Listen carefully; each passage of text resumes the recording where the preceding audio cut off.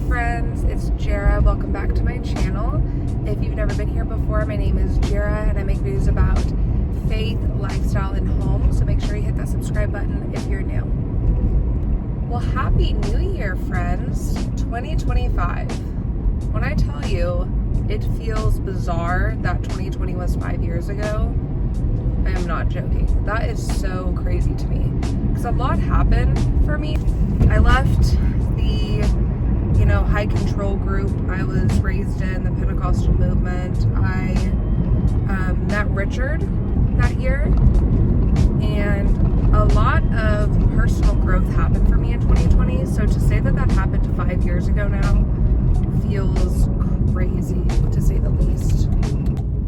I wanted to hop on here just to film a little video, kind of just to catch up a bit. I have some fun content ideas that I will be taking the time to sit down and film sometime soon.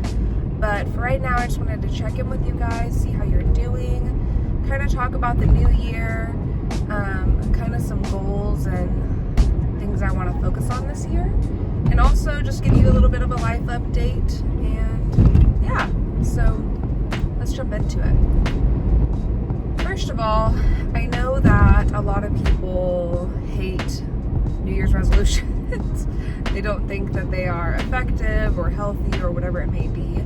For me personally, I've been a fan of New Year's resolutions or just goals or whatever it may be. I've been doing them since like 2017, and I enjoy them because I feel like it gives me better structure. Helps me to feel like, okay, maybe last year I struggled more with this or that, but it's a new year, I can, change the course. And just having that 12-month time frame of like, I'm gonna focus on this specifically this year is helpful for me.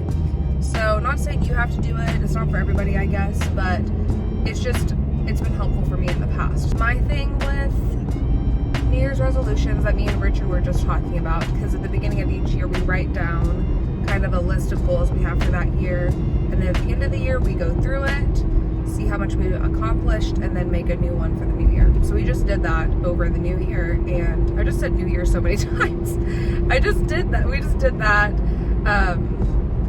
the beginning of January, and I told him I kind of realized that I tend to think of like, how would I love my lifestyle to be? I'll just give you an example.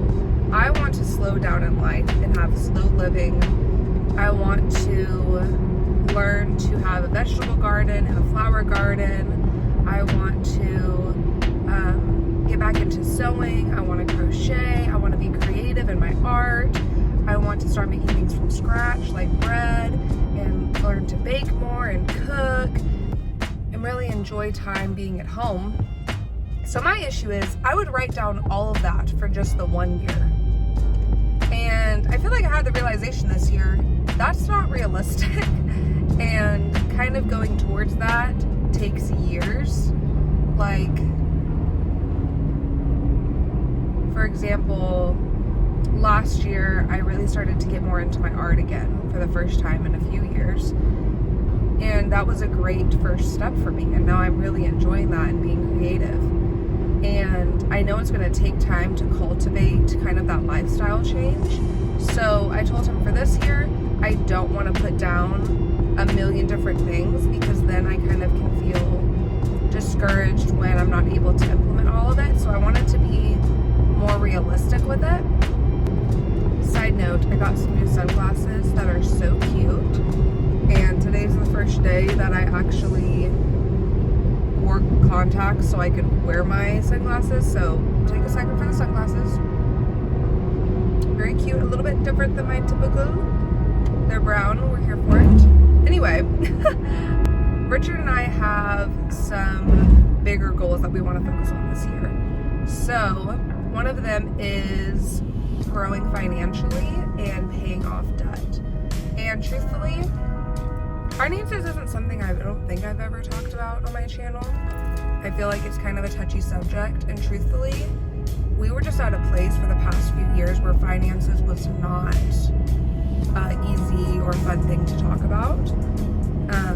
We kind of went through some different hard seasons where I was without a job, or we had some larger expenses that we had to take care of and things like that. And so that was always really daunting to us because I always wanted to pay off our debt.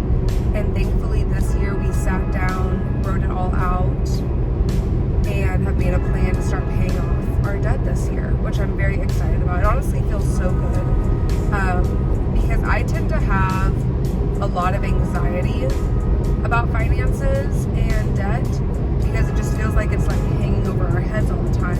And I don't know for sure when we'll be able to pay it off. It just feels like it'll be around forever, and it gets expensive having to make monthly payments. And so being able to write it all down and visually see it and then make a plan to start tackling it has made me feel so much better, honestly. And let me give you a tip. I'm sure by now everyone has heard of ChatGPT, but if you have not, let me tell you, ChatGPT is an app. It's AI, and it has literally changed the way I go about my day-to-day life, truthfully. Like, I use it multiple times a day for a array of different things. But in this instance, I pretty much told it, listed out all of our expenses, all of our income, what was the total due on each debt, and it created a plan for us this year. How much to pay down each month, how much to have left over, how to budget. Like, literally was so helpful. So if you never used ChatGPT before, or you haven't used it for that, definitely recommend if you're wanting to start tackling debt. It is free on the App Store. So definitely look into that. Another thing we want to focus on, which is very exciting, is we want to really focus on our fertility this year.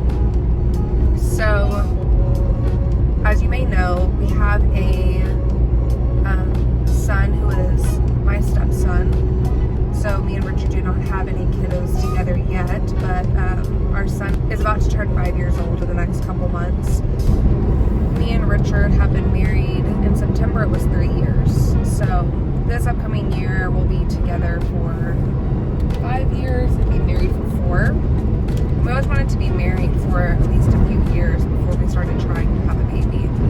We've just been kind of getting to the point where we are really praying about how God wants us to approach this season of life for us, and we felt it in our hearts to start preparing for our fertility. I am very detail oriented, and I love to prepare stuff way ahead of time. Like, I was one of the girls who planned out my wedding since I was 12 years old, and have had a list of baby names since I was 14. So I'm all about preparing, and for me, having a baby is very life-changing. It changes everything about your day-to-day life, your family dynamic, your expenses, all of those things. And even spiritually, it totally changes you. And so I really wanted us to take time to not feel rushed and to start preparing ourselves for what that would look like. So for us this year, that would mean we are focusing on our health. So that would be exercising, implementing really healthy whole foods, and even fertility boosting foods.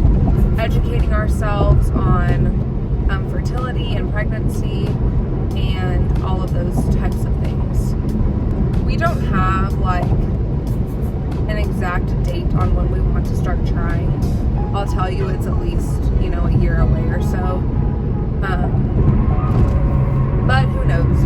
God is the one with the plan, and if He was to bless us with the baby, obviously we'd be so excited for that. Or maybe it'll be farther down the road, we're not sure. But we just felt like it was time for us to start focusing on that and, really focusing on that fertility health. So that is a big goal that we have for this year. Personally, for me, a little bit of a life update for you would be that I launched a women's group through my church called Women's Freedom Group, specifically for women struggling in sexual brokenness and pornography addiction. And this has been something that has been on my heart for years, ever since I started my own recovery journey. And so we just launched that in November. And right now we have about 4 women alongside me that have joined on to kind of start our group. And so we are meeting weekly, and every week we kind of go over a lesson plan together. We chat, we have community, and we're just starting this healing recovery journey together, which I'm really grateful for. We also have workbooks that we're going to start going through together soon. And so this is a part of my life that I have felt God's calling on, like I said, for a long time now, for at least 3 years, I would say. And so I also feel this longing to just dive deeper into ministry in this specific area for women. And so that's something I've really been praying about, to see how God could open that door and what that would look like for me. And so I really just want to answer His calling and walk in His will this year for that. So definitely something I will be focusing on, really praying about this year. As you may know, I mentioned a while back that I had started therapy.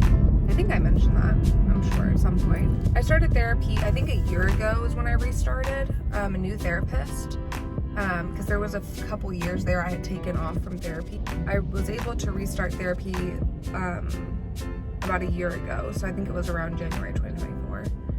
And let me tell you, so far, God has really been working on me in a lot of different areas, and there's been a lot of new things coming to the surface that I was not ever made aware of, that no therapist had ever mentioned to me might be a possibility. Pretty much this past year, me and my therapist have really been diving into some struggles that I have, because I've made videos in the past about anxiety and really struggling with that, and struggling with depression. And so when we started diving into that, and I mentioned to her, I also struggle with like intrusive thoughts, and she wanted to have me screen for OCD.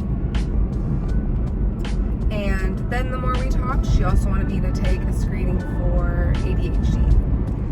So after taking the test, having a lot of different conversations, I was diagnosed with OCD and ADHD. So I know that, for me at least, I grew up thinking that ADHD meant that you're that kid that can't sit still and you have no attention span, which can be the case for a lot of people. But for girls specifically growing up as well, ADHD symptoms can look different than in boys. Like, I think boys typically are that stereotypical, like, can't sit still and have a really hard time focusing. And girls can more so be like the daydreamers who kind of zone out during class and things like that, and that was definitely me.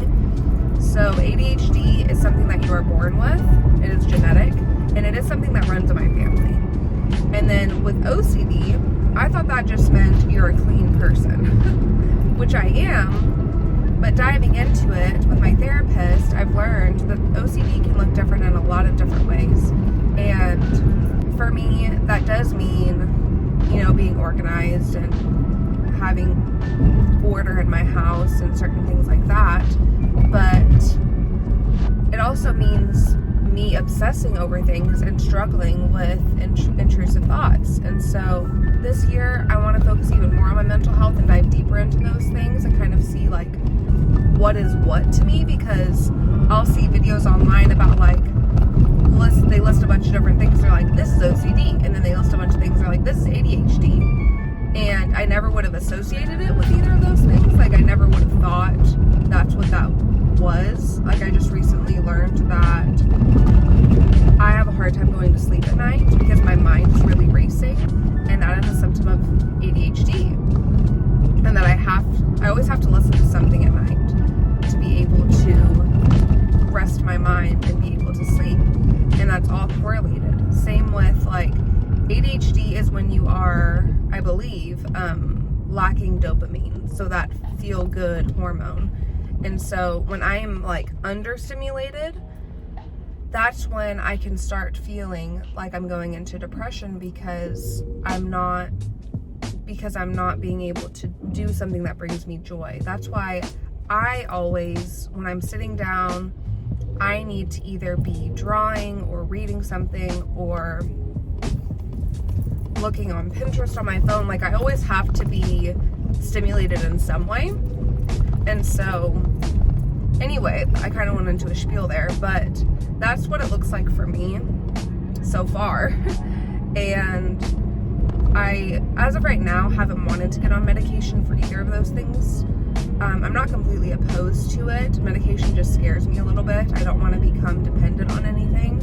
As of right now, I just have been taking a supplement that's supposed to help with focus, and I'll pop it up on the screen if you're wondering which one I'm taking. It's just from Amazon, but not recommending you use it, but use your own discretion and research it. It's supposed to help with focus. I've been using it for a couple months now.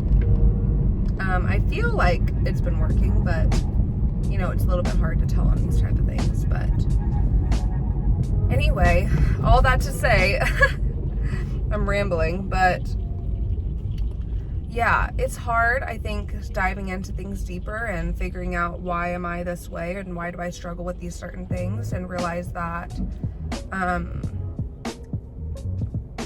I'm not messed up or something is wrong with me. I just have this condition. And especially with ADHD, I was born with that, so I didn't have any control over it. And OCD was triggered by something in my life. So yeah, really being gentle with myself and realizing that the fact that I have it is out of my control, but what can we do to work on it and help me be able to cope better with these things in my life? So mental health, definitely a big one for this year, for sure. Another thing is that I've really been longing for is more of a community. I've always kind of had a hard time making friends. And for a while there, growing up, my best friends was just a group of girls that I had grown up with at school. And that was mainly it, besides some friends from church. And then as I grew older and I left that church, I kind of, lost that connection with those friends. And on top of that, I started to realize that I did not feel good around these group of best friends I had all those years. I felt kind of like the outsider, and like I would kind of dread hanging out with them because it always felt like I was being degraded in some way. And so I kind of ended those friendships at the end of 2021, I think it was. And so since then, I have a couple friends here and there, but I have not found like a best friend who I am their go-to and they are my go-to. And not that I have to have that, but I would really love to build a better community this year. And for me and Richard too, like couples as well. So that's definitely something I've been praying about. We have a hard time because we're both introverts, and it's hard for us to get the energy to actually go out, and it always feels like such a hassle to really make new friends, and it's hard to be uncomfortable, and it's kind of awkward. You don't know each other yet. But I feel like we have a great church community. I just want to implement those friendships in day-to-day life more. Something I'm definitely praying about, that God will help us build more community this year and dive deeper into that. I kind of need to wrap up, but those are some of my focuses for this. That sounds weird right now. Whoa. That sounds weird right now. I can't even talk. Yeah, those are some of my goals for this year, what me and Richard want to really focus on and implement. I'd love to hear some of your New Year's goals, if you have any, or maybe just some new lifestyle things you've been trying to implement in your life. So let me know. I really appreciate you all. I love you. I will be making some new content soon. Thank you guys for watching this video. I hope you have a great rest of your day. Make sure you hit that like button. It really means a lot to me. And hit that subscribe button if you are new to join the family. I will see you guys next time.